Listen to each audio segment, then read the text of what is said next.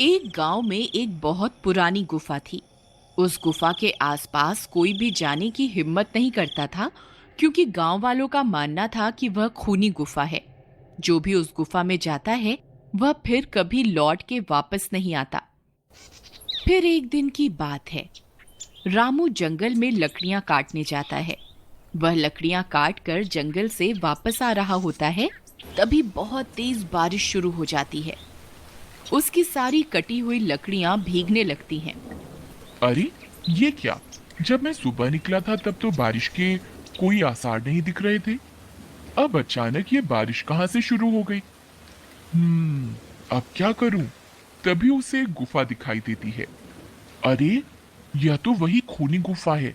इसमें तो जो जाता है वह कभी लौट के नहीं आता। अब मैं क्या करूं? इस गुफा में जाऊं या ना जाऊं? मेरे पास कोई दूसरा रास्ता तो है नहीं। एक काम करता हूँ, थोड़ी देर इस गुफा में रुक जाता हूँ। रामू उस गुफा के अंदर चल देता है।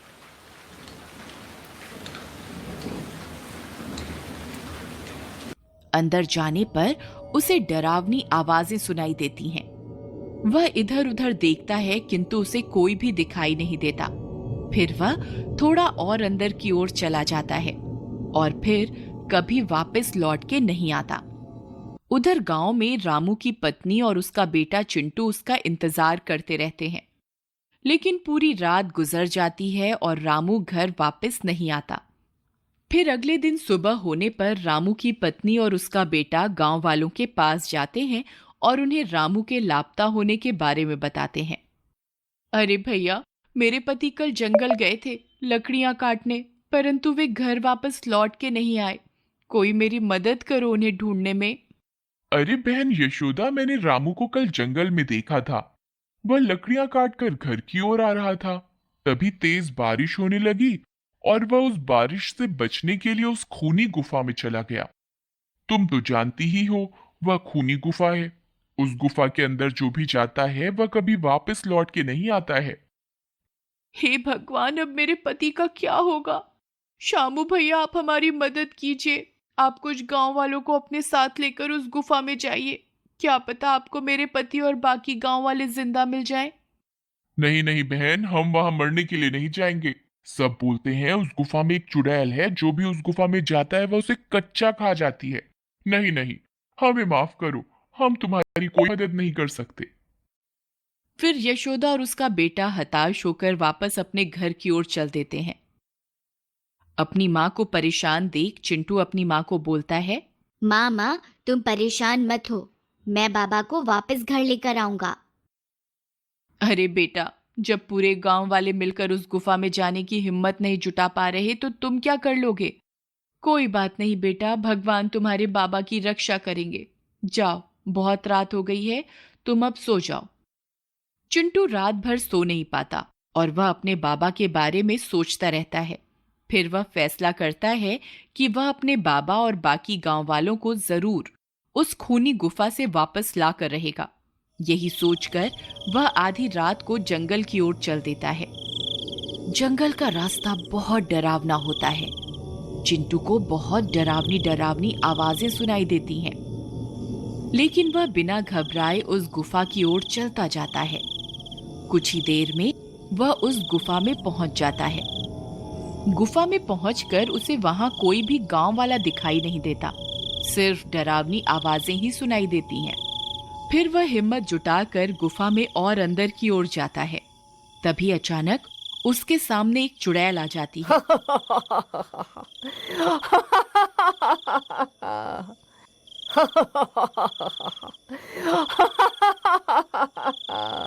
अरे, ये कौन है जो इस गुफा में मरने के लिए आया है? चिंटू उस चुड़ैल को देखकर हक्का बक्का रह जाता है। डर के मारे वह कांपने लगता है। उस चुड़ैल को देखकर चिंटू की हालत खराब हो जाती है, लेकिन वह भागता नहीं है और अपनी जगह पर डटा रहता है। चुड़ैल उसे बहुत डराने की कोशिश करती है, लेकिन वह अपनी जगह पर डटा रहता है। अरे, ये तो छोटा बच्चा है, ये तो मेरे किसी काम का नहीं है।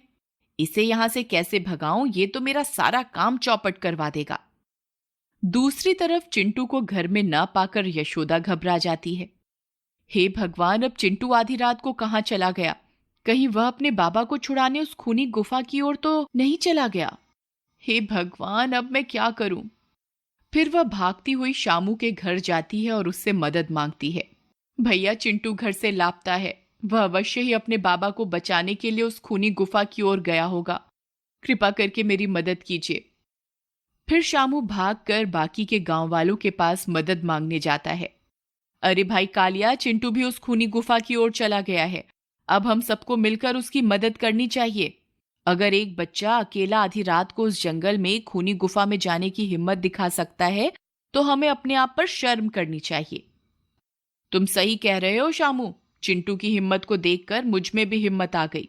चलो, हम सब उस खूनी गुफा में चलते हैं। जो होगा देखा जाएगा।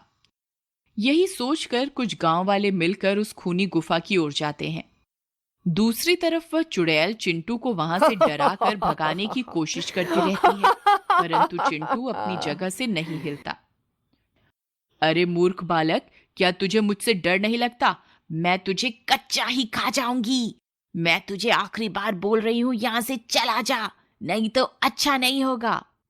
हे चुड़ैल, मैं अपने बाबा से बहुत प्यार करता हूँ। अगर वे मेरे लिए अपनी जान दे सकते हैं तो मैं उनके लिए अपनी जान देने को तैयार हूँ। मैं उन्हें लिए बगैर यहां से नहीं जाऊंगा। अब मैं तुमसे नहीं डरता। तुम्हें जो करना है कर लो। अरे यार, ये तो बहुत बहादुर है। यहां से जाने का नाम ही नहीं ले रहा। कहीं मेरी सच्चाई सबके सामने ना आ जाए। अब मैं क्या करूं? तभी सब गांव वाले हाथों में मशाल लिए वहां पहुंच जाते हैं। अरे बाप रे, यहाँ तो चुड़ैल है। अरे दैया रे दैया, भागो यहाँ से, वरना ये चुड़ैल हम सबको खा जाएगी। सभी गांव वाले बहुत डर जाते हैं।